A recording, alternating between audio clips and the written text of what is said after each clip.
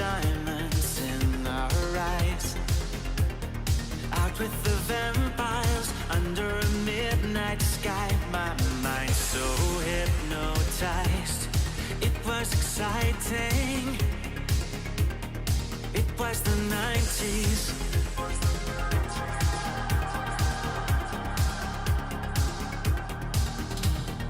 Mama didn't understand it, and Daddy always said that I was going too far. Said there's never any compromising.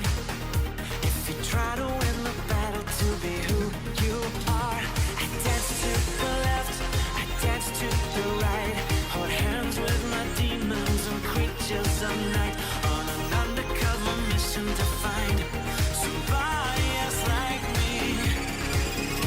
Is there anybody out there?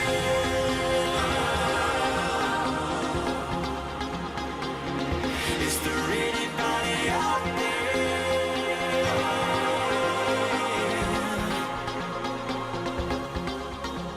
Someone who can hear me and drink from the light, to see things from the same side. Is there anybody out there?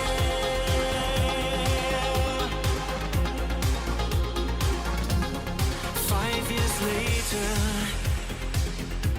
I'm back with the same old faces and dead end places. Things kept going wrong. I'm getting to thinking my daddy was right all along. So will you take a little walk on the wild side? Be careful that you never slip your hands from the wheel. Nick Wayne's mom has got it going on. It's all I want, and I've waited for so long. Nick Wayne, can't you see? Go away and leave me be. I hope she likes this song, cause I'm in love with Nick Wayne's mom. Nick Wayne's mom has got it going on.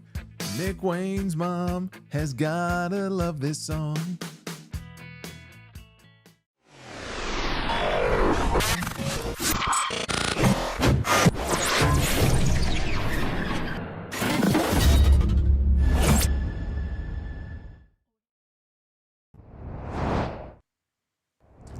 Oh my goodness, the Don Callis family all over the show tonight, which is what happens when you have most of the roster under your tutelage. They, of course, were in the final segment on the show, but they were in multiple segments here on this episode of Dynamite. You know who was not on this episode of Dynamite? That guy right there. 2 weeks now. It's been 2 weeks since we saw the return of Wardlow at Forbidden Door. He didn't really do much on the show last week. Not much of a follow-up to his big return after a year and a half.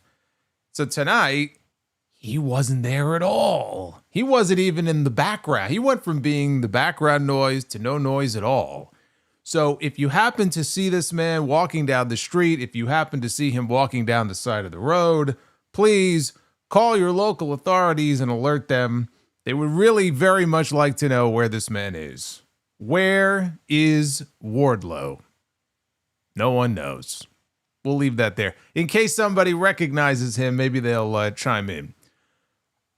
It also looks like they have written Kenny Omega off of television based on the angle they did at the end of Dynamite here tonight. Kenny Omega, there's been some talk about him maybe being a little beaten up. Dave Meltzer made it out to sound like he was very beaten up. And I think Kenny chimed in on social media and said, well, everybody is beaten up to some extent. He kind of tried to play it down a little bit. So I don't know if there's any particular injury that this man is dealing with or not. But he certainly didn't show any signs of an injury in the 8-man tag team main event tonight. But when the match was over, Kenny Omega had a neck brace around his neck. He was all laid out outside the ring after one Kyle Fletcher planted him through a table outside the ring with a suplex.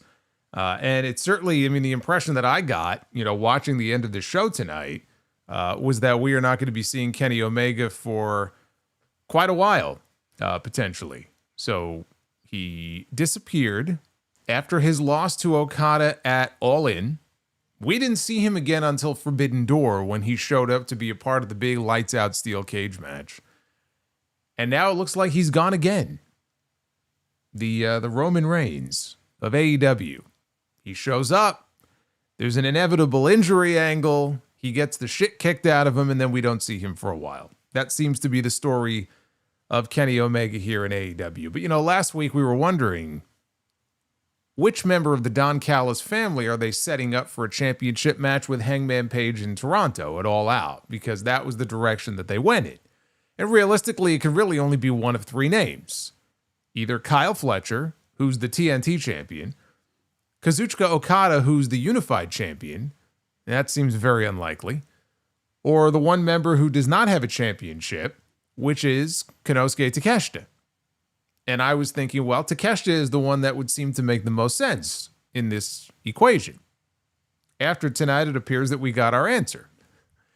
It looks like Kyle Fletcher is certainly, for Toronto, it looks like, being set up for a championship match against Hangman Adam Page based on the angle they did with Fletcher and Omega at the end there. And then he was talking some smack to Hangman. That's how the show went off the air. So it appears that Fletcher is going to be the chosen one. Again, just based on what we saw tonight, it looks like he's going to be the chosen one for that spot.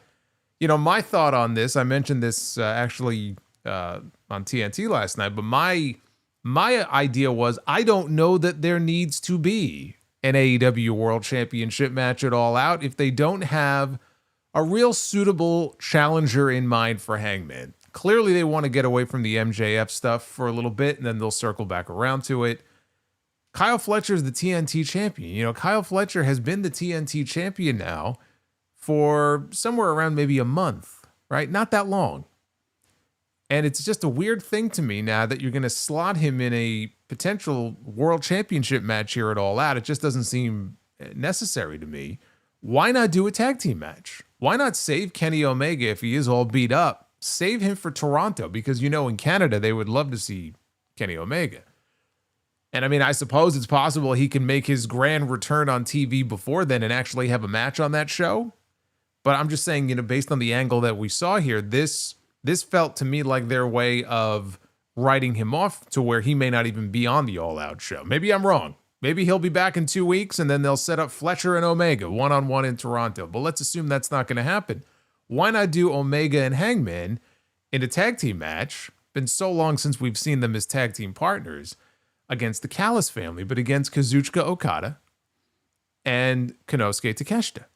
Because they have been teasing dissension. They've been teasing issues between Okada and Takeshita. First of all, you get a great tag team match out of it. That's number one. Number two, you could potentially then set up for a world championship match at Wrestle Dream between Hangman and Takeshita the following month. But you continue to play into these issues between Okada, who obviously has history with Omega, so putting them in the ring together makes sense. But the issues with Okada and Takeshita can be furthered. So, in my mind, I'm like, man, you know what? I could buy into that. That would be a great attraction for that show. They obviously felt differently. They wanted to go a different way with it. And look, if this is what we are going to get, if we are in fact going to get Kyle Fletcher and Hangman Page, and not Kyle Fletcher and Kenny Omega at All Out, even if he does wrestle Kenny Omega at All Out, it's a great spot, right, for Kyle Fletcher to be in. I'm not saying that if you're Kyle Fletcher, you're fucking loving this, because you either get to work with Kenny Omega or Hangman Page for the World Championship. So it's a great spot for him to be in, as the TNT champion, going in there and challenging for the world title. I will not object to them wanting to throw a spotlight on Kyle Fletcher, because he is one of their, obviously their marquee rising young stars in the company that they've created here. So that was how Dynamite went off the air tonight, with that angle at the end of their 8-man tag team match. Another all-star 8-man tag team match. We're getting an all-star women's tag team match on Collision this weekend. We get them every week. Darby Allin continues to make life a living hell for the Death Riders, as the Death Riders have made life a living hell for all of us for almost a year. So he continues to be a thorn in the side of Jon Moxley, as he still is trying to get that match with Moxley. They are obviously going to be building to this in Toronto, but Moxley still has not said yes to the challenge that Darby has laid out. So everywhere Moxley goes, Darby is not far behind. So they furthered that story, and actually he helped cost the Death Riders possibly the AEW tag team titles that they challenged for tonight. Mercedes Moné, she has a challenger for All Out. Wait until you find out who it is. You'll never guess. But she has a challenger for All Out. The women's world champion, Toni Storm, as of yet does not. In fact, the only bit of Toni Storm that we had on the show tonight was her basically begging somebody to step up and challenge her for the championship. So it's still an open question as far as who that person is going to be. But Mercedes does, in fact, have an opponent now for that show. What we got on Dynamite tonight, we had 3 good matches on this show. We had a TBS title match between Mercedes Moné and Alex Windsor. That was very good. We had a tag team title match, first defense for Brody King and Bandito against Claudio and Wheeler Yuta. And we had the all-star 8-man tag team main event, the big party match of the night. So those are your 3 good matches here on this card. And lots of chaos between what happened in the opening segment. There was chaos in the segment involving Cope and Christian and FTR. We already know their match is official for the pay-per-view. And then the insanity that we had their post-match here at the end of the show. As far as All Out is concerned, we had 2 more matches made official for that show, one of which is a TBS title match. The other is Ricochet and the Gates of Agony. They threw down the gauntlet to the Hurt Syndicate, and MVP accepted. So that's going to be a trios match that we now know is happening in Toronto. And we don't know about the world title match, but it seems likely that we know who the challenger now is going to be. So as far as the pay-per-view is concerned, those were the key developments coming out of the show tonight. But as far as the pay-per-view goes, that was hardly the only development. We had some big news today. And before I even get into all the different goings-on here from the show itself, and I'll expand more on this on the Sound Off this weekend. But I have to mention this because it broke today and it was major news on the AEW front. It is official. Tony Khan blinked.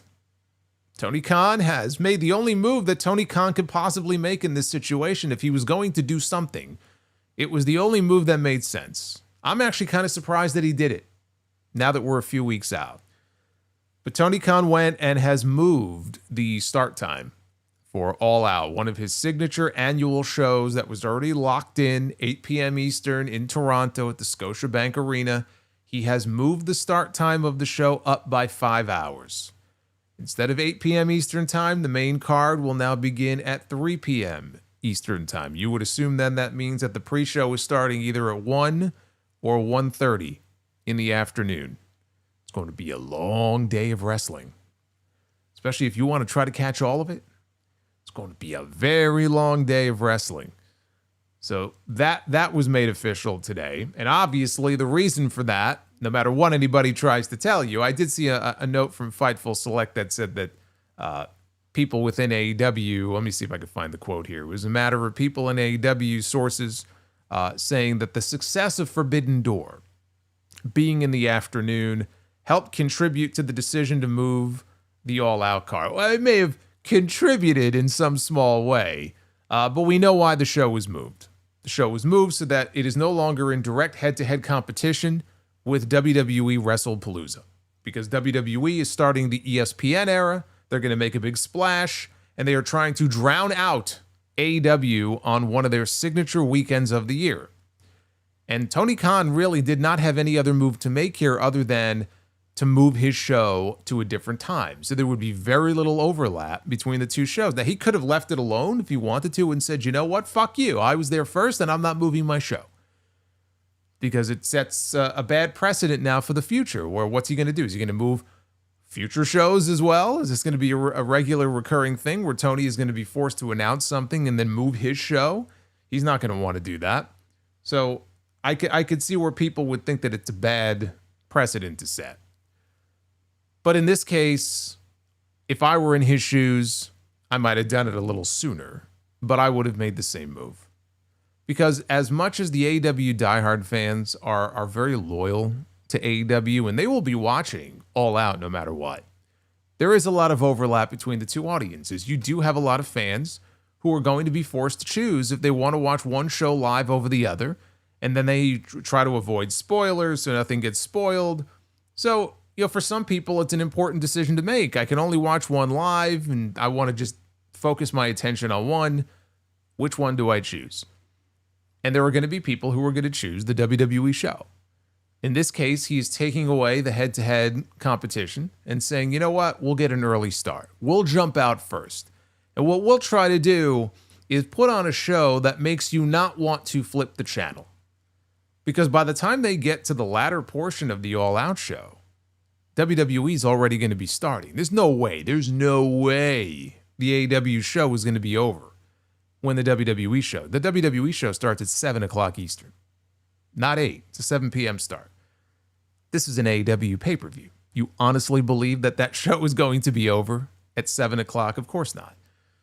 But if they're in the middle of a major match, if they could time it just right, maybe the main event is on, and they're putting together a kick-ass show, maybe there are some people who will not want to flip away from that, right? So that's the only real competition that we'll have between those two shows that night. In my opinion, AEW afternoon shows are much better. I prefer the AEW afternoon shows. Tony Khan loves putting on these marathon shows. He loves just stockpiling these shows with as many matches as he can possibly give you every time that he puts on a pay-per-view. He wants to give you the best pay-per-view that you've ever seen in your entire life. And that's a noble goal to have. But what we end up with are these marathon shows. And you know what? If you're going to have a marathon show, 4 hours, 5 hours, they had a show a few months ago that was 5.5 hours. If you are going to do that, it is much better to do it at 3 o'clock in the afternoon or 1 o'clock in the afternoon than it is to first start that show at 8 o'clock at night. Because whether I was doing this show or I'm just watching as a fan and nothing more, that's too long. I'm sorry. It's too long to first start a show like that at 8 o'clock and then at 12:30 in the morning, it's still going. And I know it's happened before because I've had to push reviews back until almost 1 o'clock in the morning because of this shit. So on a personal level, I favor the afternoon shows. I find them to be more tolerable that way. For me as a fan and as a content creator, what it means now is that I will be able to watch AEW All Out live for the most part. I'll be able to watch that show live and get most of that done and then switch over to the WWE show and then go live that night to cover the WWE show. And then the next day I have the sound off that I record and I can cover All Out on the podcast. So for me personally, it makes my life a little bit easier than it would have been if we had the head-to-head competition. It's just the nature of when the podcast drops. You know, my show drops on Sundays every week. So fuck me. If we had to do this head-to-head shit on a Saturday night, it's going to be a problem. So I love it. I'm glad that he made this move. A little surprised that he did. I thought he was going to stay the course, but I think it was the right move to make. It's the right move to make if you're someone like me. Maybe it's the right move to make if you're in the same boat with me and you prefer the afternoon shows. However, that is not necessarily true for everybody who is going to either be watching the show or, more importantly, be in attendance at the show, because there are some people who are going to be fucked by this move. Tony Khan had already moved in excess, I think, of 10 or 11,000 tickets for this pay-per-view. Like, the advance on that show is very strong. There are people who were planning to be at All Out. Maybe they were going to go with friends or whatever the case may be. And they were going to an 8 o'clock show. All of a sudden, Tony Khan says, you know what? We're going to move that up 5 hours. Not everybody who bought a ticket is going to be able to go to the show. Or maybe now they're going to have to cancel this. They're going to have to rearrange that. Now imagine if you don't live in Toronto. If you're elsewhere in Canada, if you're not even in Canada, you're in the US, you're flying to Canada for the show, you've already booked your airfare, you've already booked your hotel. Like, you're fucked. You're fucked. You've got to figure something out now. And I sympathize with those people. Those people have every right to be upset by this move. You are never going to be able to please everyone by moving the show. For me, I love it. For those people, it sucks to be you. And you have every right to be upset about that. But Tony Khan made what he felt was going to be the best decision he could make for business. And for business, he did not want to go head-to-head with not just the WWE show, but they're loading that show up. You know, intentionally loading that show up. And because it's the first ESPN show, that's what all the stories are going to be about, and the whole weekend is going to be about that. So he just felt, you know what, it's in our best interest to move this show. And in the best interest of some of our fans to move the show, but not all of his fans. So it cuts both ways, and I totally understand why some of those people would be upset. Now, the other element here is that not only is this show being bumped up to 3 o'clock Eastern time, but it will be the first AEW pay-per-view, finally, after all the months of talk and waiting for some kind of update on HBO Max, going all the way back to last fall. The first AEW pay-per-view that will be streaming live on HBO Max will be All Out. You will have the ability via Max to buy the pay-per-view. Keyword there is buy. This is not a Peacock situation where you just open the app and boom, it's there and that's it. You will have to pay for the show. Now, that was always going to be the case. That's not a shock. It might be a disappointment to some people, but you can't say if you've been paying attention, you can't say, oh, I was surprised by this. Like, we already knew. You were going to have to pay for the show. AEW is not out of the pay-per-view business. Pay-per-view is still the lifeblood of this company. Clearly, domestically, week to week, it's not their attendance. But as far as pay-per-views, they still rely on that pay-per-view income. Tony Khan just had a Ring of Honor pay-per-view last week where shit went sideways with the stream, and he opted to put the second half of the show up on YouTube and stream it for free on YouTube, which was a very cool move on his part. By his own admission, he claims he did that even though he was going to lose hundreds of thousands of dollars. That's what he claims. That's for a Ring of Honor pay-per-view. The AEW pay-per-views are the ones that really make money.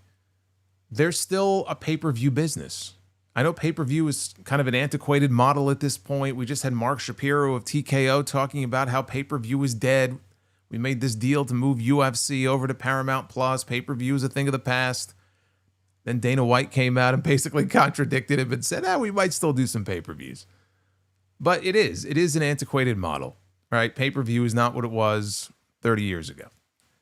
But they rely on that. And I understand that it may be a necessary evil for them. What I was waiting to find out is what would be the discounted price, because there has to be some sort of, appeal when it comes to HBO Max that would make you want to watch the show there as opposed to wherever else you normally would watch these shows. Now, for me, it's YouTube. They've been offering the pay-per-views through YouTube. I've opted to just buy them through there. Some people watch them on Triller. Some people watch them on Amazon Prime. I know PPV.com, you can still watch it there. And there's a few other ways that you can watch these shows. So, and by the way, the shows will still be available on all of those platforms. They're not going away.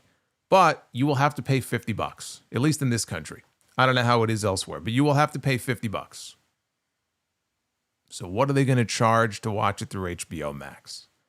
To me, the sweet spot was around $30. You would save $20 per pay-per-view. Obviously, I wish it was lower than that, but I thought, 30 is reasonable. 30 would be like a real discount. Although for this first show, we just had a whole discussion about this, and I brought this up on TNT last night. For this first show, I would have thrown, as a fuck you to WWE. I didn't even know that Tony was going to move the showtime. My thought was, you throw that pay-per-view on there for free. Just the first one. Just to try to reel in as many people as possible. Hey, look, guys, celebrate with us. It's a big party. We're finally bringing these pay-per-views to HBO Max. And because we love you guys so much, guess what? You can be all in for All Out and not pay anything whatsoever, right? Or something like that, just to bring people in.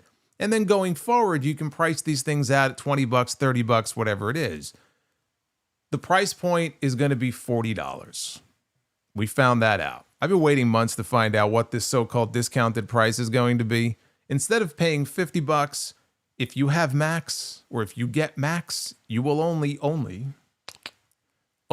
pay $40 for these pay-per-views. That's a misfire.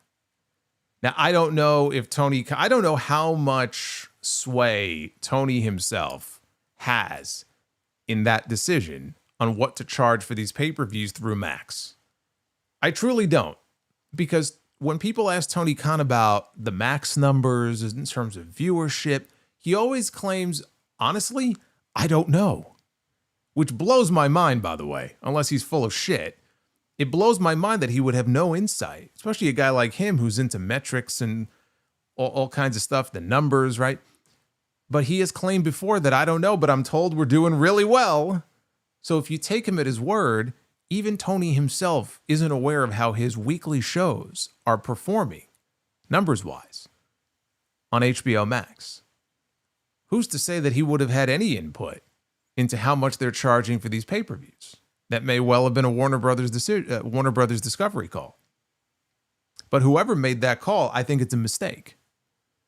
Because if you really wanted to offer a discount and get people to shed whatever platforms are that they usually watch these shows on and make HBO Max their exclusive home for these pay-per-views, I think you got to do a little bit better than $40.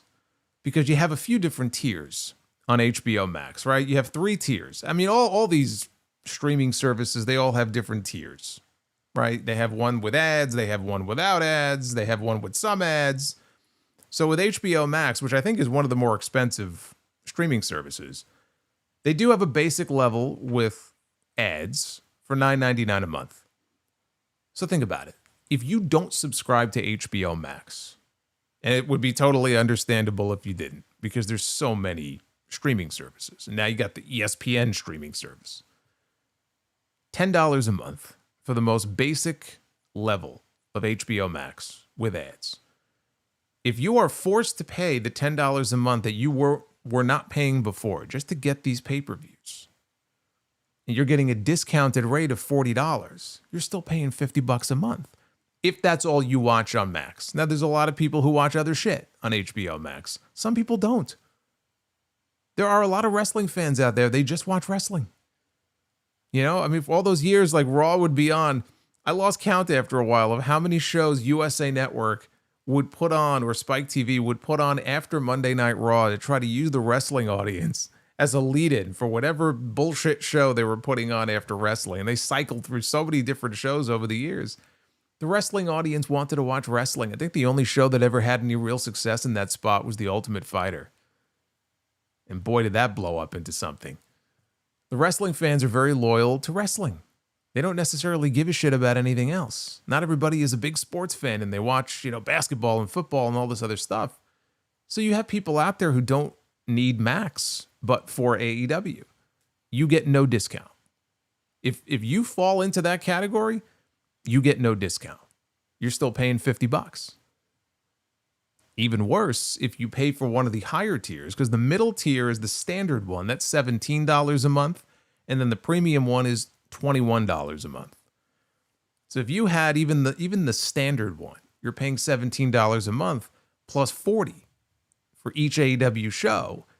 You actually end up paying more than you would for just buying the pay-per-view on YouTube or Amazon Prime. You may as well just buy it on there. So I just think that price point is a misfire. They could have done a lot better on that front. Whoever made that call, whoever is responsible for that. But at least now it is on Max, finally. It's just another platform of many that you can purchase these pay-per-views. Moving the all-out card to 3 o'clock, though, I think was the right move. Some people are going to be upset about it. They're going to say, oh, Tony, he's running away from WWE. He's making a business decision. That's it. That's all it is. He's making a decision that he feels is going to help his show and help his company at the end of the day, because there's nothing he can do. WWE is going to stack that WrestlePalooza show up. I mean, look at some of the matches that they're already teasing for that show. They're stacking this thing up like it's a WrestleMania. There's nothing he could do other than move the show. There was nothing he could do. But I think he made the right call. Love me some afternoon wrestling. We'll talk more about that this weekend. I'm sure more will come out about what went into the decision-making on this, but this is your AEW Dynamite review. It is Wednesday, September 3rd, 2025. I am the Solomonster. Thank you for being with me here on a Wednesday night. We already had one, Nick Wayne's mom super chat drop there, interrupting my intro. But that's okay. It's the best kind of interruption. I'm okay with that. Like and subscribe. We will be reading the super chats, are the lifeblood here of these streams. I appreciate the support very much. I will be reading all of your messages. Duff's Vids is here with us. get them on in, and I will be reading them here in just a little bit. I do want to extend a thank you to our boy Death Scythe, who I believe is with us in the chat. Death Scythe dropped 5 gifted memberships before we even went live. So thank you for that. Excalibur, he checked in on commentary at the beginning of the show here and was interrupted by Gabe Kidd, who walked out with a microphone and said everybody is on his time. And he got into the ring and he asked where Darby Allin was. Asking ye shall receive. Darby Allin entered from behind. He attacked Gabe Kidd. I think he emerged from underneath the ring. Kidd removed the turnbuckle pad. Darby pulled him into the exposed buckle. Kidd came back and dumped Darby on the exposed steel, and then worked him over at ringside. Darby shoved him into the barricade. Kidd, though, turned around and just walloped him with a clothesline. Darby, though, ended up going up top while Kidd was busy arguing with fans in the front row. And he hit a top rope coffin drop onto a standing Gabe Kidd on the floor. They got back in the ring. Wheeler Yuta entered. Oh, joy. Wheeler Yuta came out, and Darby quickly sent him back out of the ring. Darby pulled out a skateboard that had thumbtacks in the bottom of it, and Yuta returned. He was fighting with Darby, who quickly got the better of him. Darby went up, and he used his feet to drive the skateboard down into Yuta's back. He had thumbtacks sticking out of his back. He was like a human pincushion. Darby then turned his attention to Gabe Kidd, who was down in the corner. Here comes Jon Moxley. Here comes Claudio. Here comes Marina Shafir. They stroll out to ringside. The lights go out. And the H signal hits the ceiling. And then there was a second H. Then there was a third H. Triple H. Like Triple H Mania. It was I promise you it was just a unintentional slip of the tongue when I was talking about Triple Mania. Called it Triple H Mania. Can you imagine they like hacked into the production system here and we have 3 H's? Fucking Lemmy starts playing. We had the 1 H. Only 1 H. And Hook, his crooner music plays. I continue to maintain this music is a very poor choice. It's his choice, apparently, but it's a poor one. He comes walking out, and before he even gets to the ring, the music stops and it switches over to the Ops music. And Samoa Joe comes running out. He blows past Hook. Powerhouse Hobbs comes out. He blows past Hook. There was no Shibata. And so there's just a giant brawl at ringside. Willow Nightingale all of a sudden. I don't know where she came from. Willow Nightingale is at ringside. She's fighting with Marina Shafir. The Ops are fighting with the Death Riders. Hook looked annoyed by all this. And so it was just an all-out brawl with all of the men and women at ringside. Gabe Kidd and Darby, they fought backstage. And Kidd was choking him. He was screaming that he wanted to see him go unconscious. He swung a hammer wildly like a madman, and he missed. Darby threw some powder in his eyes, choked him out with, I believe it was a rag filled with ether. And then he put him in a body bag. It was tied to the back of a pickup truck. Taz referred to him as Body Bag Jones. And Body Bag Jones got driven off by Darby Allin as he dragged the body bag behind him. So it was a pretty chaotic start to the show. If Gabe Kidd is going to be sticking around on a regular basis, and it looks like he might be, then it makes even more sense for Eddie Kingston when he does come back to make his return as part of this Death Riders angle. And he can go after Gabe Kidd first because Gabe Kidd obviously was the one he was in the ring with when he got injured over a year ago. But then it would lead very nicely into, the Eddie and Mox story and just pursuing that further. And AEW seems to be intent on potentially adding new members and expanding the Death Riders. My goal here, as I'm watching this show, is to go the exact opposite way. It's like coming to a fork in the road. You can go left or you can go right. Tony Khan wants to go left. I want to go right. I want all of you to join me. Let's go this way, not that way. I want this group to get smaller and then disintegrate into nothing. I don't want to add more people to it. So the quicker we get Eddie Kingston back, maybe we can help facilitate that. But I do think that's the right spot for him to be in. We had Mercedes Moné defending her TBS championship here against Alex Windsor. Windsor was in control until Mercedes powerbombed her on the apron outside. That took us into a picture-in-picture break. Later on, Windsor was looking for a sharpshooter. Mone, though, kicked out of it. She ran the ropes, runs right into a blue thunder bomb, though, for a near fall. Then she got the sharpshooter applied. Mercedes grabs the hair, though, to escape and applies the statement maker. Windsor picks up Mone and carries her. Mone, though, got a crucifix pin for a 2 count. There was a backstabber here by Mercedes. Windsor countered, though, with a power bomb. Justin Roberts then gave us a time call that there were 10 minutes left in the match. Windsor is looking for the sharpshooter again.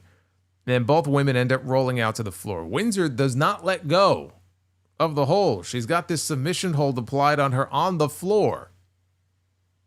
Eventually, Mercedes, though, was able to get back in the ring by the 9 count. Windsor was waiting for her from the top. Mercedes, though, countered with the bank statement. Windsor rolled through. Mercedes, though, hit a backstabber, which Alex no-sold. And then she blasted Mone with a lariat. So both women now are back to their feet. They're trading forearms. Windsor hits a Made in Japan. 2 count only. Mone hits Windsor on the top rope, grabs both arms, and throws her from the top.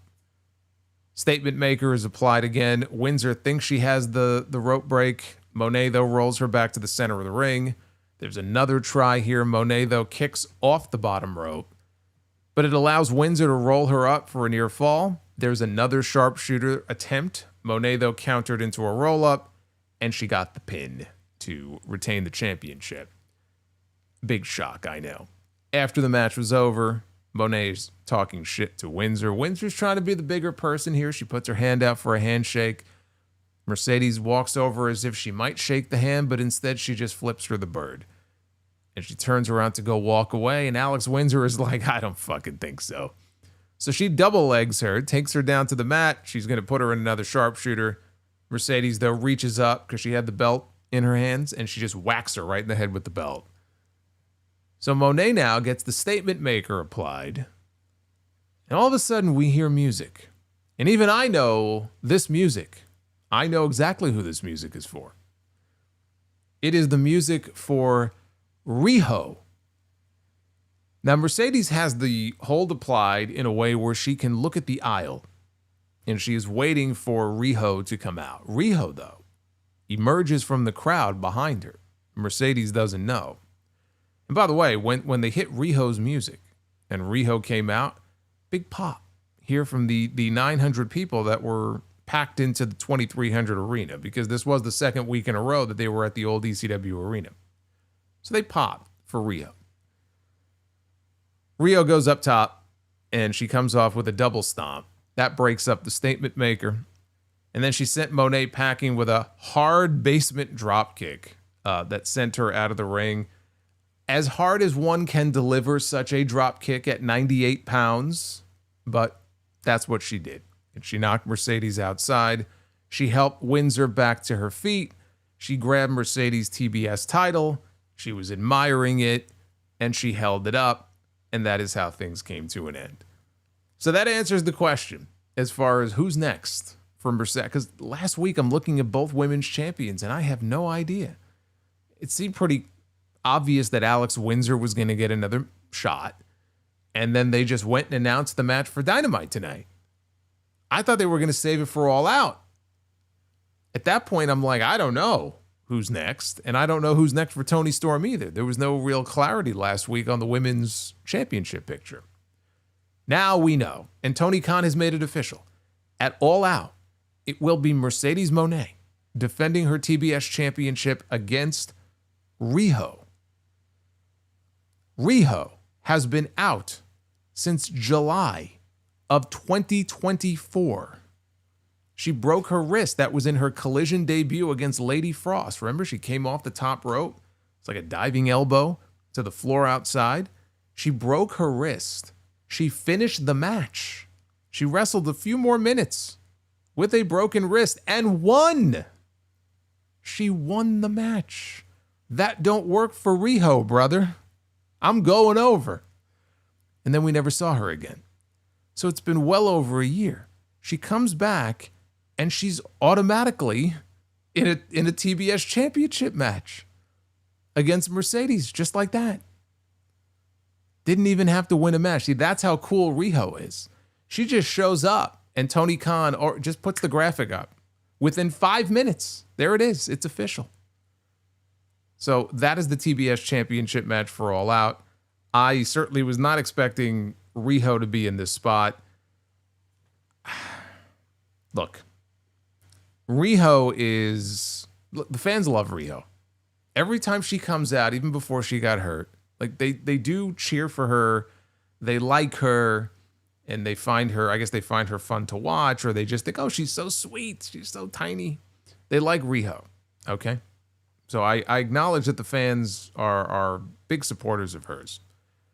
What Riho is in this situation is a warm body to put in there to lose to Mercedes because we are oh so close to her becoming the longest reigning TBS champion of all time. Riho is not going to interrupt that. I don't know why they couldn't just extend the Alex Windsor thing until All Out. Because Alex Windsor, she's still relatively new. They've put some shine on her. She was in the 4-way at Forbidden Door. She didn't take the losing fall. And then they teased that they were going to continue with this feud between her and Mercedes. I'm like, okay, well, that seems like it's going to be the all-out match. That'll bridge the gap between now and October, because we still have some time between now and then.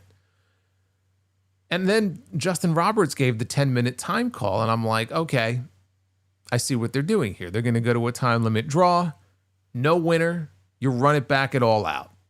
Maybe at All Out, it's no time limit, right? But you run the match back. But then Mercedes rolled her up and beat her. And it was actually more like she survived Windsor. It wasn't like a dominant win. That's how Mercedes has won most of her matches, though. That's how she won at Forbidden Door. It was on some kind of roll-up or wacky pinning combination. She just gets by, by the skin of her teeth. But that's how she's been retaining her championship for the most part. I don't understand why they couldn't have just extended the Alex Windsor stuff. At least there was a story there, and extend that into the pay-per-view. Instead, it's like we blew it off on TV for really no good reason to bring back Riho, who hasn't been around in 15 months or 14 months, whatever it's been. And just like that, like, boom, she's in a TBS title match.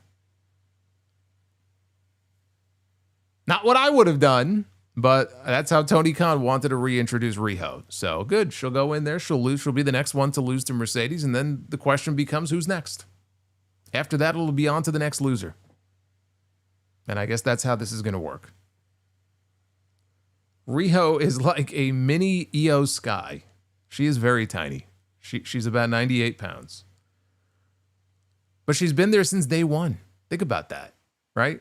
Wasn't she the first champion? I believe she was. I believe Riho was the first AEW Women's Champion. So she's been there since day one. She's an AEW original. But silly me, I thought that whether you were an AEW original or not, for a guy who used to run rankings on his shows and doesn't anymore, but you would think that he would at least be sensitive to bringing her back and maybe letting her rack up some wins before she challenges for the TBS title, but evidently he feels differently now. Renee was backstage with Samoa Joe and Powerhouse Hobbs, asking them where Hook stands with the Ops. And Joe said, I'd like to know that too. And Hook walked in at that moment, said that he didn't need either one of them fighting for him. He'll fight his own battles. Hook said that you replaced me before my body was even cold. And Hobbs took exception to this and said, look, I've always had your back. And so Joe calms him down and interjects, said, you know what? Hook is right. We didn't wait for the body to be cold because we saw an opportunity. That's why we're the Ops. Ops being the key word. We saw an opportunity, we took it, and we won the trios titles. He said, look, we didn't come out here tonight to save you. I don't know. I don't even know what that meant. It's not like Hook needed saving. Hook literally just walked out. The fuck does he need saving from? But Joe said, we didn't come out to save you. We have business of our own to handle. Hook has every right to be upset. Joe says he made the call. And Hook needs to realize that at some point, he's going to need their help, whether he wants it or not. He's going to need their help. and they will still have his back whether he wants to accept it or not. And Hook looked very frustrated by what he was just told, and he walked off. I'm glad they addressed this. It was very weird the way that they brought him back last week, and they just brought him back to attack Wheeler, Yuta, and then leave. Because he came back at Anarchy in the Arena, very briefly. Remember, he actually assisted the Ops and all the baby faces, but it looked like he wasn't really happy with them, and then he turned and he left. Because Joe was like all excited to see him, welcome back, and then Hook just turned around and left, and it's like, okay, where's this story going to go? That was in May. That was in May. So here we are in September now. Maybe now we can pick up with this story, and so at the very least, you have to have a segment, which is what we had here, although this looks like it's gonna go beyond just this one segment, but if nothing else, you needed to do a segment like this to at least explain in very basic terms what the issues are there or what his standing is with this group. Even if it's just Hook going, you know what, guys, I get it. You did what you had to do, but I got to fight my own battles and stand on my own 2 feet. And Joe is like, I respect that. And they fist bump and they go their separate ways. It could have been as simple as that, but just don't ignore the story, right? It has to be addressed. So I was happy that they addressed it here. And it was a very basic explanation, but what they said was perfectly sensible. That Hook would be upset. Like, I got hurt, and before the body was cold, you guys went and replaced me with somebody else and won the titles that I should have been holding with you. So yeah, that's going to bother him. It's understandable. And we'll see how Hook reacts to the situation when eventually he needs their help and they come out to help him. Is he going to attack them? Is he going to accept their help? I don't know. But at least they're telling that story, and they're not just dropping it and moving on, which they have done with stories before. At least they're not doing that here. Ricochet was backstage with the Gates of Agony. He said that his problems with the Hurt Syndicate predate well before AEW. His issue is, for them, it's just business. For the Hurt Syndicate, that is. For them, it's personal. The Hurt Syndicate have relied on their past accomplishments. And as soon as he said that, Toa Leona just exploded. I'm like, oh my God, he speaks. He exploded, saying that that's all they have left, referring to their past accomplishments. He said Brodito may have won the tag team titles, but they were the ones who ended the Hurt Syndicate's reign, and their legacy is next. Ricochet said that unlike the Hurt Syndicate, they're not washed up. Their future is ahead of them. And he wasn't challenging them to a match. He was demanding a match with them in Toronto at All Out. At this point, Mark Briscoe made his way out to the ring. He spoke about how he and his brother fell in love with pro wrestling inside this arena. Briscoe turned his attention to Don Callis, and he remembered Callis saying that Briscoe had to beat one of the members of his family in order to get a shot at the TNT Championship and Kyle Fletcher. So he called for Callis to come out and reveal his opponent. Who am I going to have to beat up? Don Callis walks out. He's got Rocky Romero with him. He's got Lance Archer with him. I guess that's supposed to be his, those are his heavies. Those are the guys that are going to watch his back and make sure nobody puts their hands on him. Have you seen this man, by the way? I didn't see Wardlow out there. I don't know. Maybe he was in the back. Maybe he had food poisoning. Maybe he was in the back taking a shit. He certainly wasn't on this show tonight. But we had Rocky Romero, though, and Lance Archer.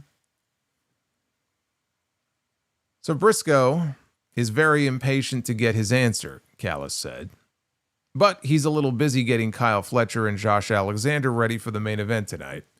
Callis said Briscoe's match will take place this Saturday on Collision, and it will be against the Alpha, Konosuke Takeshita. Takeshita came out, had a very brief stare down. He got into the ring and had a brief stare down in the ring with Mark Briscoe. No physicality there. The best line in this was Tony Schiavone. Tony Schiavone was commenting on how lean he looks. My goodness, look at how lean Takeshita looks. And then Taz is like, dude, he's wearing a shirt. He's wearing a dress shirt. He's like all dressed up. And Tony's like, yeah, but you know, and he just totally busted his balls. I thought the same thing. I'm like, what are you talking about, man? So fucking dressed up.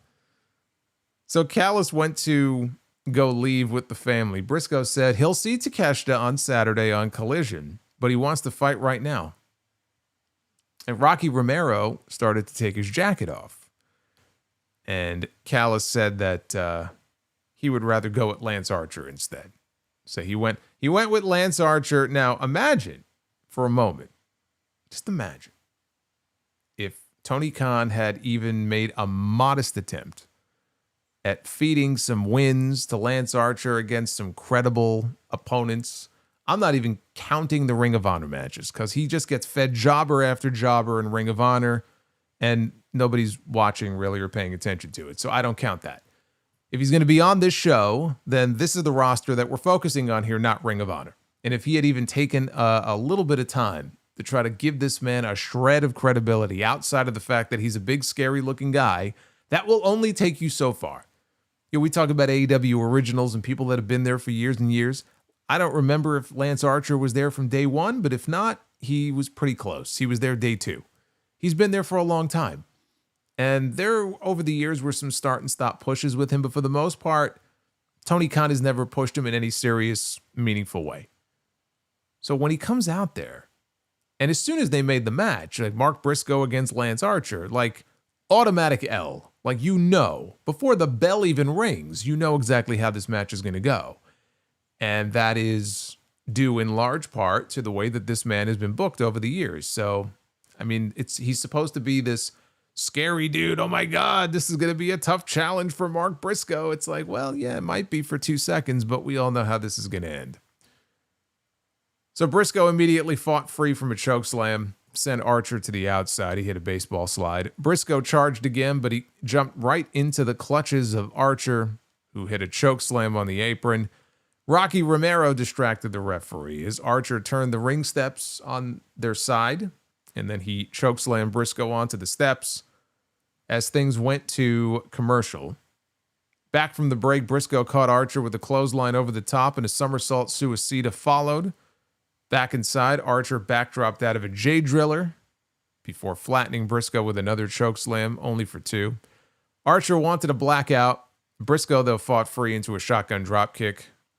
Both men were down. Briscoe went up top, only to get cut off by Archer, who wanted an avalanche chokeslam. Briscoe, though, bit his way free. And this, I don't know what happened here. It was very awkward. He hit a very awkward, nasty-looking sunset bomb where Archer looked like he landed hard on his shoulder. It looked weird.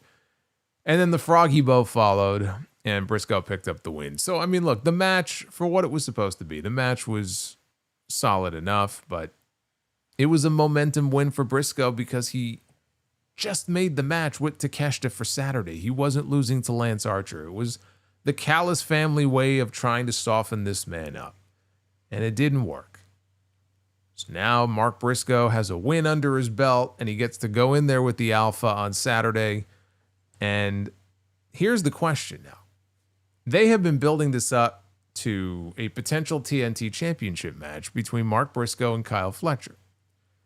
And now Don Callis is throwing these roadblocks in his way. Well, you have to beat this guy. You have to beat that guy if you want to get a shot at the title. So he beat Lance Archer, right? As most people do. He's going in there against Takeshita on Saturday, and does he beat Takeshita and then get a TNT title match? Because that's not how this feels to me. This feels like they're just trying to throw us off here because MJF is going to get involved not in an eventual championship match, but he is likely going to get involved in this match on Saturday, where it's Briscoe against Takeshita. And he will never even get the TNT title match against Kyle Fletcher. It feels to me like it was never even designed to get him to a championship match. MJF will fuck him over this weekend. And then that will take us into MJF and Mark Briscoe, with Briscoe never even getting a hold of Kyle Fletcher, because you watch the end of that show tonight, Kyle Fletcher's got bigger fish to fry here. He's got more important names to be working with than Mark Briscoe. So I don't even think we're getting a TNT title match at all. I also don't really want to see Takeshita losing to Mark Briscoe. I'm hoping that MJF is there on Saturday and screws Briscoe out of a win, and then we can, move on from this. Earlier today, Timeless Toni Storm was there in an empty 2,300 arena, saying she wants the attention of the Philadelphia Freaks. Insanity is relative, so she promises to be the most batshit bitch to piss in this sink. What a visual. What a visual.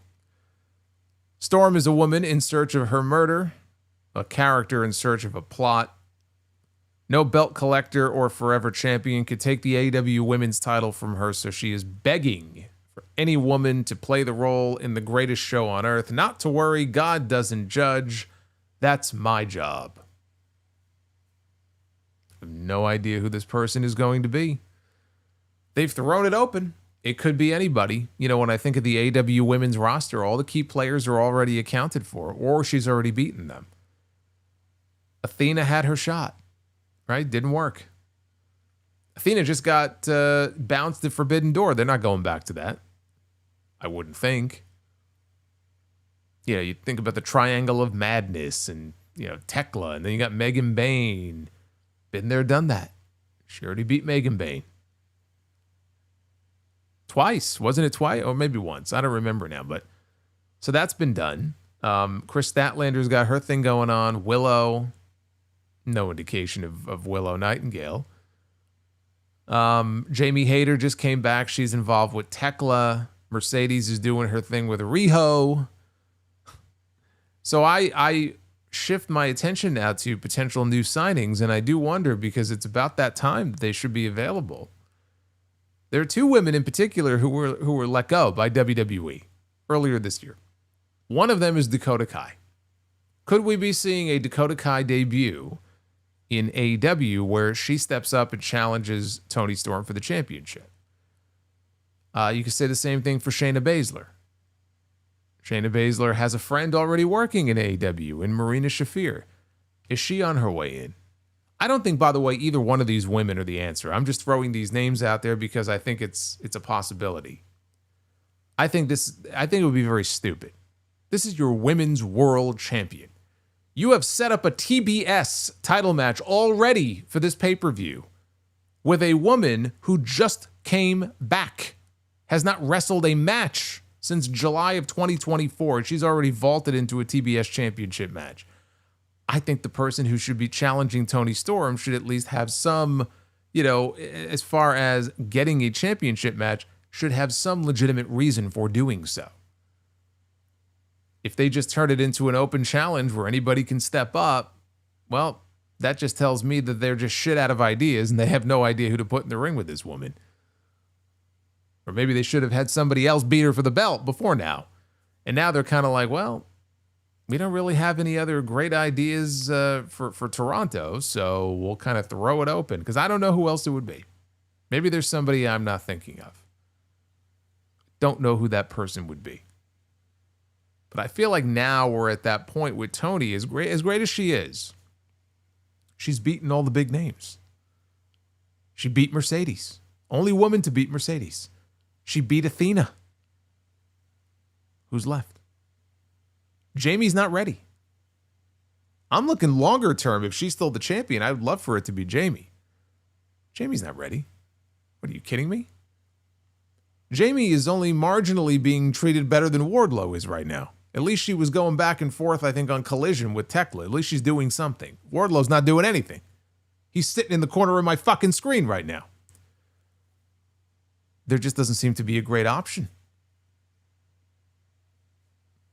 Renee interviewed Harley Cameron. It's not going to be her either. Harley Cameron and Chris Statlander in the back. Cameron said that she and Statlander are undefeated as a team. She said that they are headed straight to the top. They're coming for Brodito. So Statlander calmed her down, talked about facing the Triangle of Madness, not Brodito. Wheeler Yuta showed up. He's getting way too many segments on these shows. Wheeler Yuta showed up. Yuta told Statlander that the Death Riders have her back. Because Moxley in the past has tried, giving her some advice. It's almost like he's trying to maybe recruit her into the Death Riders. So then Marina Shafir entered the picture, and she stared at Statlander intently. Statlander stared back at her. And Statlander said that she and Yuta could tell their friend that they got his message. Yuta could tell how tense the stare down was getting with Shafir and Statlander, and so he said, I'm going to go wrestle now. And he pulled Shafir away with him. So that makes two people that the Death Riders appear to be trying to recruit. Jon Moxley, by the way, is wrestling Daniel Garcia again on Collision this weekend, so we'll get more of that story then. But it looks like they're trying to recruit these two people. This is a terrible, terrible thing. No new members. Less members. No new members. We're going the wrong way here. We had Brody King and Bandito in their first defense of the AEW Tag Team titles against, of course, the Death Riders. It was Claudio Castagnoli and Wheeler Yuta, another Wheeler Yuta segment. This was the third Wheeler Yuta segment on this show. Early in the match, Bandito started doing the Macarena. I don't know where that came from, but he was doing the Macarena. Brody King politely declined to do it, which is too bad because that would have been amazing. Bandito connected with an impressive stalling vertical suplex on Claudio before going up top for a dive, only to be caught with a tilt-a-whirl backbreaker. Claudio launched Bandito to the floor, and then Yuta pounced on him as things went to commercial. Shafir grabbed Bandito's leg from the floor, which led to the challengers taking control. Shafir stood on the apron, distracted the referee, while Jon Moxley came out, and he ran Brody King into the ring post. Claudio tossed Yuta onto Bandito, which led to a good near fall. Claudio performed the giant swing on Bandito, who was still swinging when Yuta drop-kicked him. Moxley approached Brody while the referee was distracted by Claudio, and Darby Allin showed up. Darby Allin attacked Moxley. Claudio went to ringside. He got taken out by Brody King with a roundhouse forearm. Yuta ate one as well, and he's in the ring, and he's in perfect position for Bandito to hit the 21-plex, and he takes down Wheeler Yuta, and he covers him, and he gets the pin to retain the titles for his team. A lot of outside interference in this match. It did not mar the match from being good. It was a good match. Bandito was awesome. And I don't know how many of you, probably very few of you, so understandable, but I don't know how many of you had the chance to watch part of that Ring of Honor pay-per-view last Friday. I wrapped up my SmackDown review early because I was able to watch SmackDown earlier, and it just, SmackDown sucks. Or at least it has up until this point. I'm actually looking forward to SmackDown this week, but for the most part, SmackDown sucks. So I wrapped that up pretty quickly, and I also realized that there were some streaming issues with the Ring of Honor pay-per-view, and Tony Khan made the decision that he was going to put the remainder of the show for free up on YouTube. And I said, oh, you know what? That's kind of cool. And it's smart. It's a smart thing to do. You may reel in some new fans, and I was one of them because I'm tuning into the show, and I'm watching Paul Walter Hauser and QT Marshall in a 20-minute hardcore match, which was quite something. And I'm like, well, am I regretting my decision now? And honestly, for the stipulation those two were given, they made the most of it. It was fun for what it was. They're in the old ECW arena. You got to have at least one garbage match on that show, right? But then that led right into Bandito and Hechicero for the Ring of Honor World Championship. And I watched that entire match. Now, they did not need to go 36 minutes, especially when they weren't even the main event. They saved Athena for the main event. They were second to last. They went almost 40 minutes. That's ridiculous. But had an excellent match. Like, those two guys, they threw everything at each other. So if you just want a balls-to-the-wall fucking wrestling match in front of a hot crowd that ate up every single thing these guys did, and you want to see Bandito at his best, because he's a lot of fun to watch, not taking anything away from Hechicero in that match, but I'm just saying, it was an excellent match that those two had. Darby Allin, he continues to terrorize the Death Riders as he attempts to get that match with Jon Moxley, which he's still waiting for. But he's going to keep being a thorn in their side until he gets what he wants. Renee spoke with the AEW Unified Champion, Kazuchika Okada, in the parking garage. I don't know why, but that's where they were. She mentioned the recent tension between Okada and Takeshita. Okada said Takeshita calls himself the Alpha, but everyone knows Okada is the top dog in the Don Callis family. Bitch. I mean, it's not really an Okada promo, I guess, unless he throws that in there at the end. You can't really get any more direct than that. It was simple, it was quick, and that was the end of that. After a break, Renee was with Bobby Lashley, Shelton Benjamin, and MVP. They were outside the venue. Asked if they accepted Ricochet's challenge to a trios match at All Out. MVP said that Ricochet has become a whiny joke. He wants to know what happened to Ricky. He used to be a fantastic wrestler, but now he's nothing but a punchline. And speaking of punchline, he saw Ricky saying that they should respect them. Wherever they go, they are given a wide berth. They command respect. They accept Ricochet's challenge, and MVP says that he looks forward to lacing up his boots and punching Ricochet in his disrespectful, bitch-made mouth. So that match is now official for the pay-per-view. It will be a trios match. Adam Copeland made his way out to the ring for what was supposed to be a promo segment with him and Christian Cage. But he got attacked by FTR in the ring before Christian could even make his entrance. They put the boots to Copeland as Cage finally hit the ring to even the playing field. Security rushed out to separate all four men, but they got beat up as a result. Dax Harwood, he got busted open by Christian during the brawl. There was a huge group of what we were told were Ring of Honor wrestlers that got sent out by Tony Khan to try to finally get these guys separated. I noticed Jordan Oliver was out there. He was the one who ate the spike pile driver from FTR. Adam Priest was another one. He got pie-faced by Dax, so Priest started firing shots right back at him. And the crowd was chanting his name. Excalibur brought up the fact that FTR just wrestled Priest and JD Drake on Collision last week. After a commercial break, FTR was backstage with Stokely Hathaway, who did the talking for them. Said that next time Copeland or Cage put their hands on Stokely, it'll be a reckoning.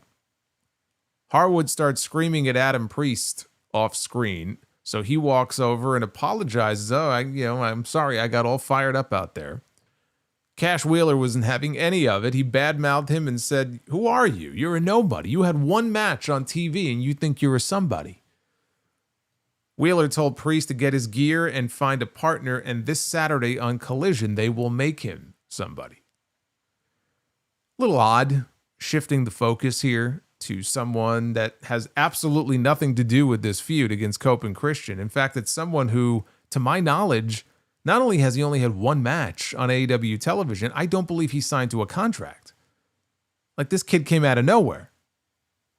So, they're shifting the story over to him when the focus should be squarely on FTR and Copeland and Christian. Now we have Adam Priest. They're trying to give him some rub. It's like they've done this before where they'll take somebody young or new and then they'll give them a push for a few weeks and then, they kind of blend in with everybody else.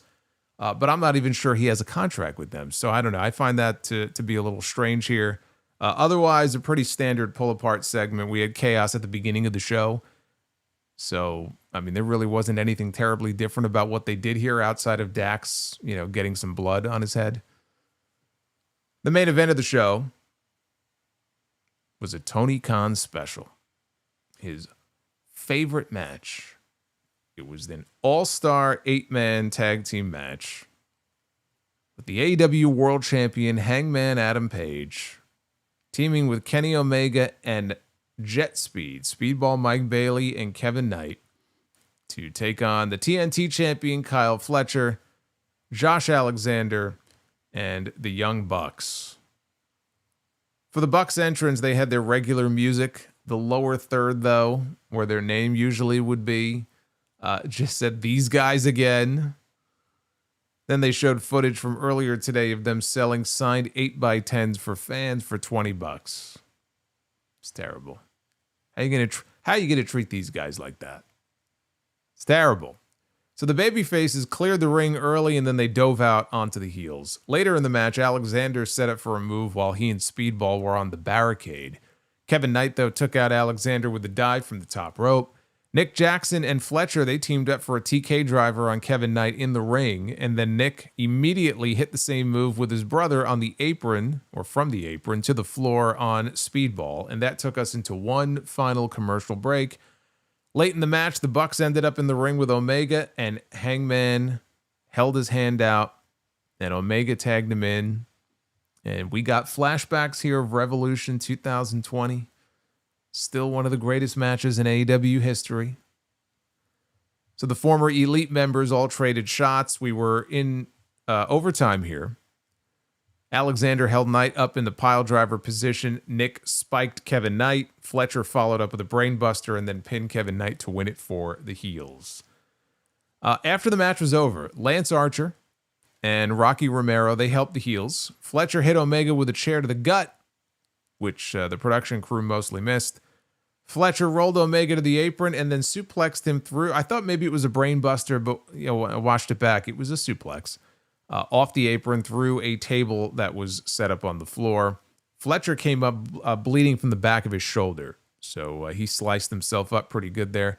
As one of the EMTs tended to Omega, Fletcher grabbed... The EMT had like a headset mic, and he grabbed the EMT's mic and he said, "Oh, he's dead, he's dead."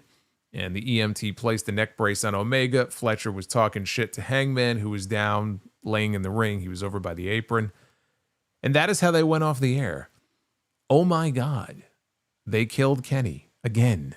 Yes, Kenny Omega has once again, at least for a few weeks, been killed off here on this show. You know, I said it before. Kenny Omega is, in that respect, he is very much like the Roman Reigns here for them. He will come back, he'll do some stuff for a little bit, and then they'll write him off pretty quickly thereafter with some sort of injury angle.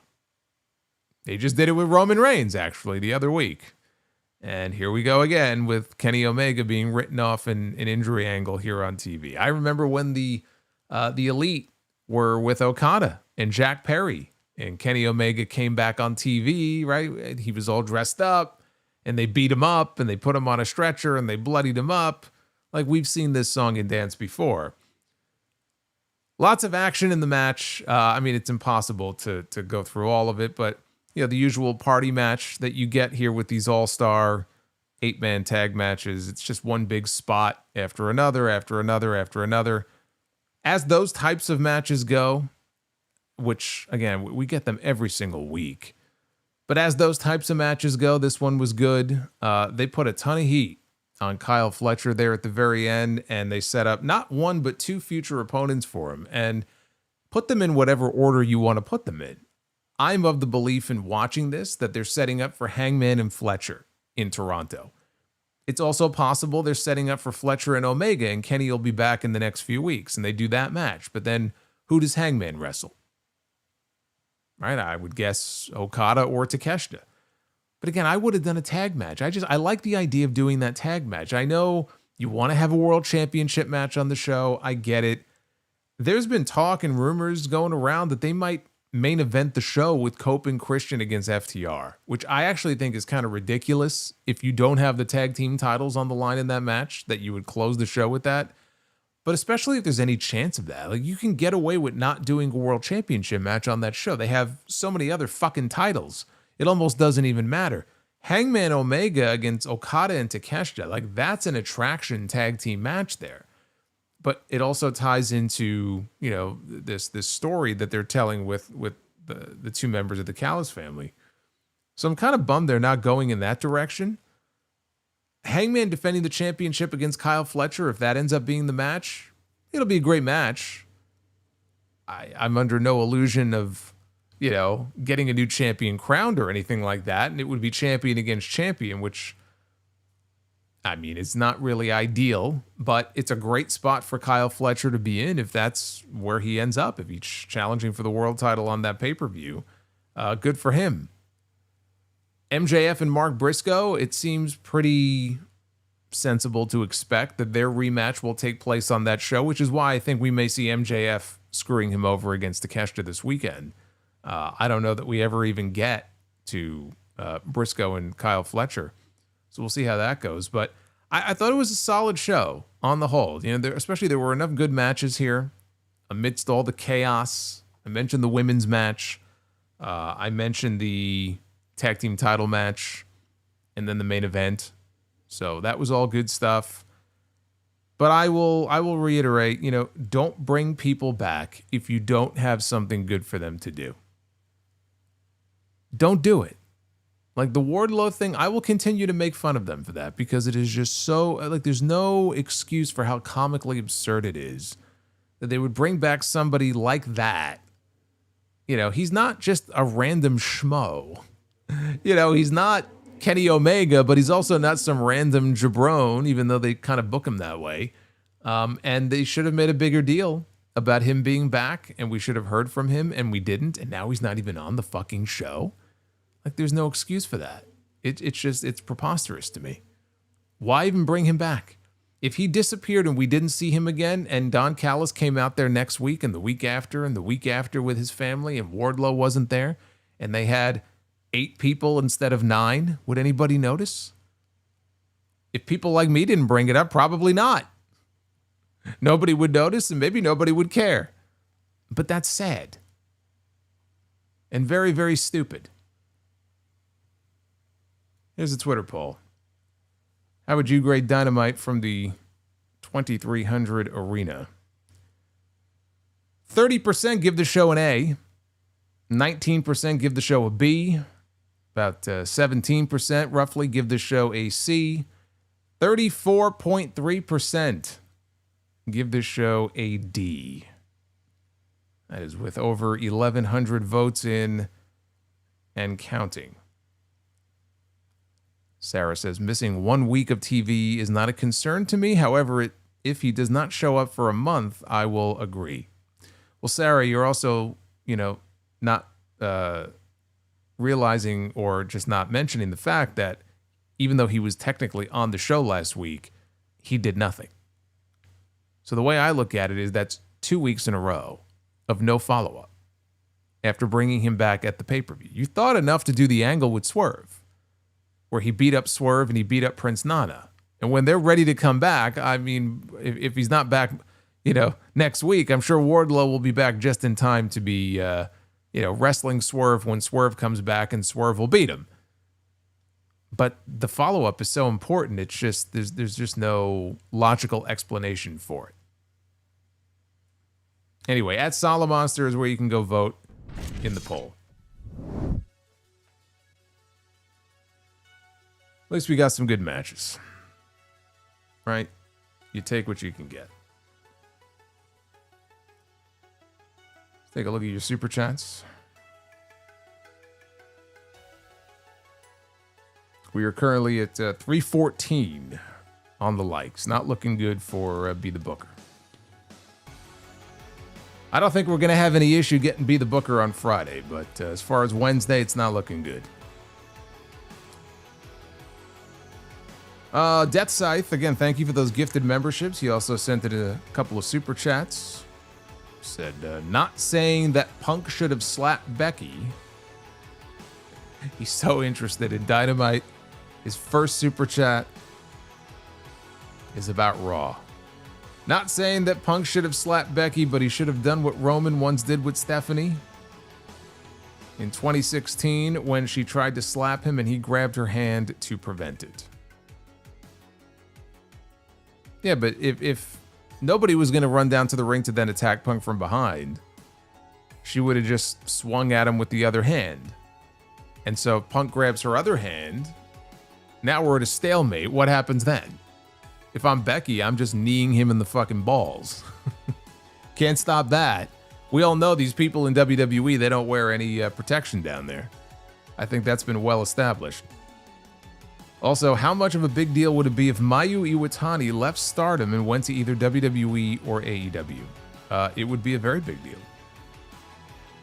Maybe not to the people who don't follow Japanese wrestling, but anybody who knows Mayu Iwatani, that would be a very big deal. Dry Chicken says, happy early 30-year anniversary to WCW Monday Nitro. for tomorrow. When the Eagles and Cowboys play tomorrow night, I will be playing the Nitro theme. Nitro theme was awesome.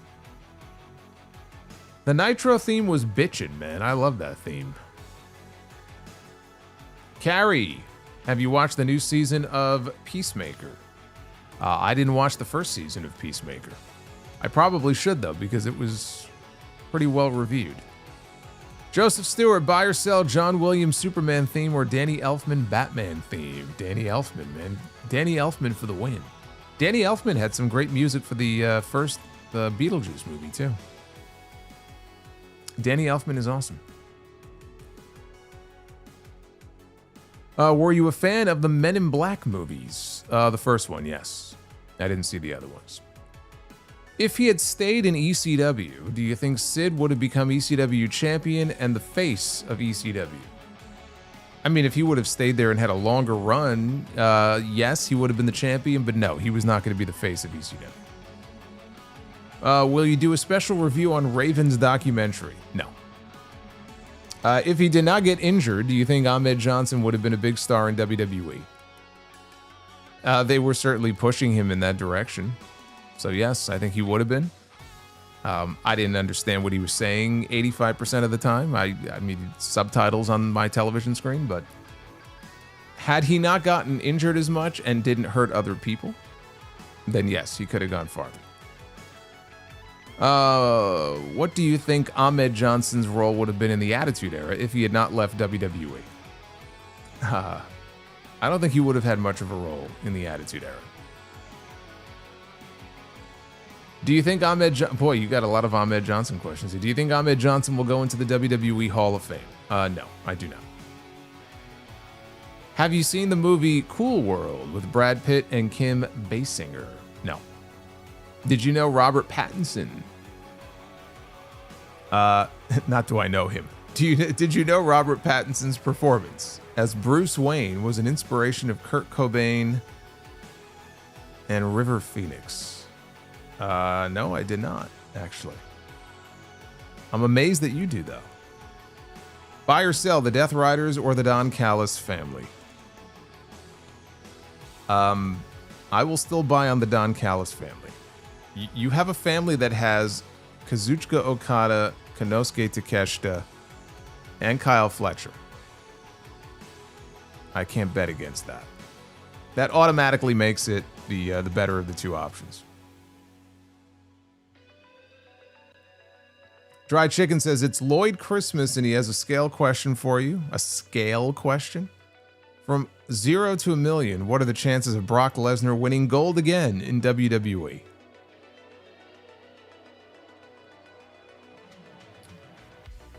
I can't put it at 0, but I'll put it as low as I can go without being 0. So I'll go 1. I think his championship days are done. Joseph says, buy or sell Ravens run in WCW or Ravens run in ECW? Ravens run in ECW. Did you watch the show Mama's Family, and who was your favorite character from Mama's Family? I mean, Thelma, of course. Vicki Lawrence. I watched some episodes of Mama's Family. I didn't watch it religiously, but you know, I was aware of the show. I saw some of the episodes, so I gotta go Thelma. Do you remember the Goldberg and Sid feud in WCW, and were you a fan of the feud? I was not a fan of the feud, but I certainly remember Sid walking out to his car in the parking lot and finding that it was smashed into a pancake, standing on top of it and screaming Goldberg at the top of his lungs like a cartoon character. I certainly remember that.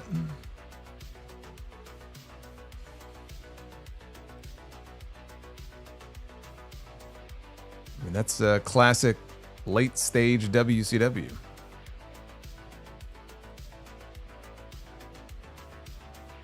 Dry Chicken says Tony Khan was helping out pro wrestling fans today. Sure. Unless you were one of the fans who had bought tickets to the show and now you can't go. But everybody else, yes, I agree. Joseph Stewart, how different would Seth Rollins' career be in WWE right now if they had gone with Roman against Dean Ambrose at WrestleMania 30? I think Seth's career would be exactly where it is now. He would still be a top star for them. I will say, though, that would have been a very dumb idea, and I can understand why Seth would have been upset about that. The original plan for WrestleMania 30 was Roman Reigns against Dean Ambrose. Like, they were going to split the Shield in December or January heading into WrestleMania 30, and it was going to be Roman and Dean one-on-one. And Seth, he figures he maybe would have ended up as the guest referee for the match. Like, it's just awful. Awful idea. It's a good thing that didn't happen.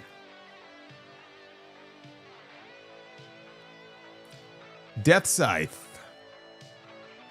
A $29 super chat. Punk wins the Royal Rumble instead of challenging Seth, where he may or may not headline night 1. He's going to challenge Cody, where he will definitely headline night 2, and Punk can say, Seth, you're not worth it. You never were, so fuck you.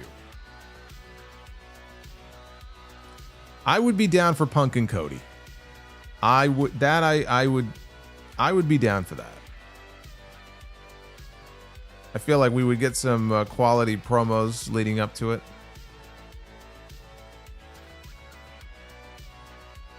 Linklex. Riho in the bank is cashed in. Credit to Riho. She only cut one promo in her entire time in AEW, which was translated by Michael Nakazawa, and still over with the crowd. They love Riho. She always gets a reaction when she comes out. Riho in the bank. Duff's Vids. What do duck hunters like to eat with their cheese? Quackers. Quackers. Death Scythe. What did the priest say to the altar boy who sneezed? Bless you, my child. I like Quackers better. Not bad, but I think I got to go with Quackers over that. Gold Standard with the $5 super chat. AEW is just flat out embarrassing. I know you like to see the good in a company, but Punk was right. Tony Khan is not a boss. But why is that? Why is he not a boss? You didn't explain what you mean by that. I mean, I think he made a pretty wise business decision myself today by moving the show from 8 p.m. to 3 p.m. I don't know if that's what you were referring to, but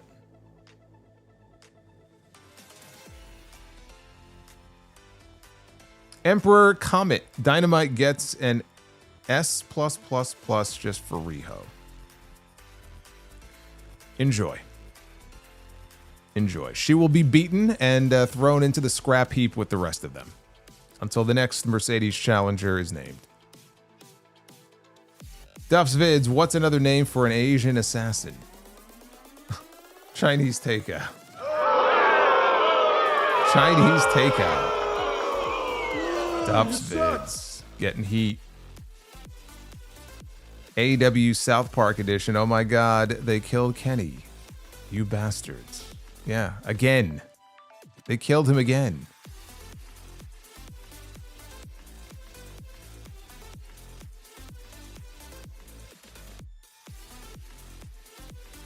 Leopoldo. Do we know Wardlow's contract status? I wonder what WWE could do with him. Enforcer gimmick to start. Hopefully a good name and memorable song. Yeah, right. Yeah. He'll get the Def Rebel special just like everybody else. Not that his music is much better in AEW, but I think WWE would absolutely take him. They'd put him in NXT and just try to get something out of him. How far he would go, it really depends on him. I think he could do well. I don't know what that looks like, though. It depends, how they use him, really, and how he acclimates to that system. I don't know what his contract status is. If his contract was on the verge of expiring, Tony Khan would not have brought him back at Forbidden Door. So my guess is whatever he had left on his contract, he missed so much time because of injuries, Tony is just going to tack that time on. So even if his contract was up in a matter of months, Tony could probably hold on to him for a lot longer than that. So he ain't going nowhere anytime soon. Duff's Vids, I went to a really emotional wedding last week. Even the cake was in tears.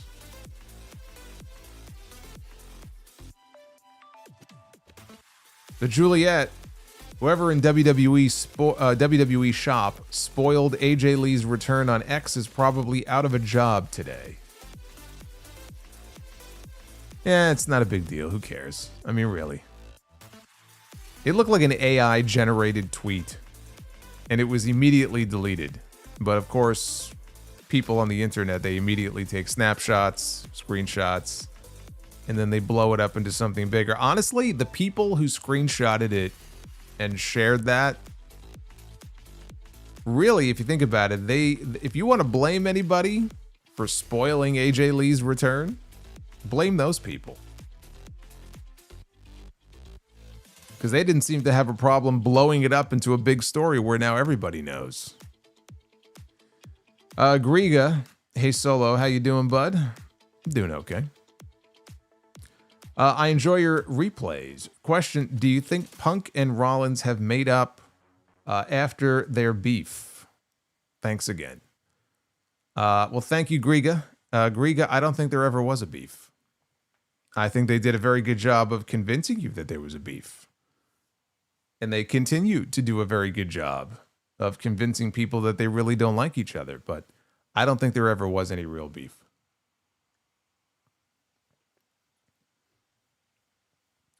And I think Seth Rollins is very happy to be working with CM Punk, who is somebody who trained him for free very early in his career.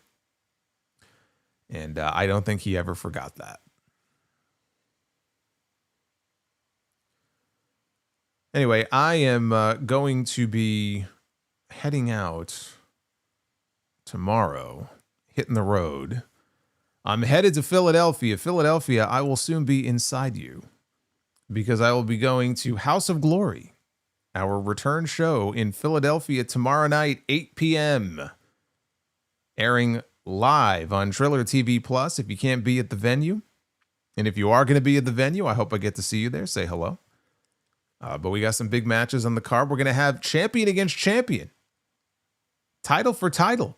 The House of Glory World Champion, Charles Mason, defending against the new Progress World Champion, Darius.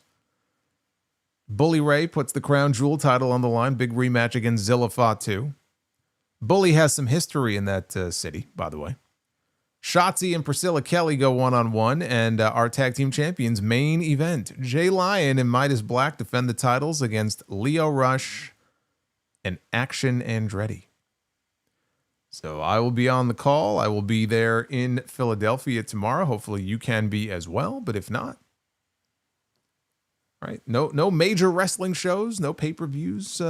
Otherwise, on a Thursday night, go check out HOG. I think you'll enjoy it. The Yatagaratsu with a $5 super chat. I somehow feel like Jey Uso missed an opportunity to call his super kick Yeet Chin Music. I'm very happy he didn't do that. I'm glad he didn't. As if enough people haven't stolen that move and bastardized it over the years. Now they're going to steal the name of the move too. Will I be visiting the Rocky Steps? I don't think I'm going to be able to have time to visit the Rocky Steps. I'm going to have just enough time to check into my hotel, put my shit down and leave and go right to the venue. Do the show, go back to my hotel, wake up the next morning, have breakfast, and hit the road so I can get home in time to do SmackDown. It's a big SmackDown. I don't want to miss that show on Friday night. So I'm going to hit it and quit it in Philadelphia, but it's going to be a good night tomorrow night. I'm looking forward to it. And yes, the next time I am live with you will be SmackDown on Friday night. That'll be around 10:30. It's a big show. John Cena making his final appearance in Chicago, the city where he debuted. And No Brock Lesnar on the show, but obviously we will find out. I'm sure Brock's name will be invoked because he is supposed to be on SmackDown the following week. And then CM Punk, he's going to be there, and it sounds like somebody else is going to be there too, so we shall see. The Winston Slit, channel member for 26 months, says, great show as always, Mr. Monster. Thanks for all the hard work. What is your favorite pay-per-view ever? King of the Ring, 1993. Just something about that pay-per-view I love so much. Not even everything on the show is great, but there's enough great stuff on the show that it's my personal favorite. I also love that first ECW One Night Stand in 2005. That might be my number 2. Proceed with caution. Inside Philly. Yeah, I don't want to pull a Jimmy Uso here. I got to be very careful. Oh, man. Anyway, we'll try again on Wednesday for Be the Booker. But thank you guys for the support and hanging out with me. Be well. Stay safe. I will see some of you tomorrow, perhaps. If you see Wardlow, report to your local authorities. If anybody spots him, if anybody has seen this man, please check in. There are people very concerned about him, very concerned about his well-being. Let's all hope he's okay. See you guys Friday.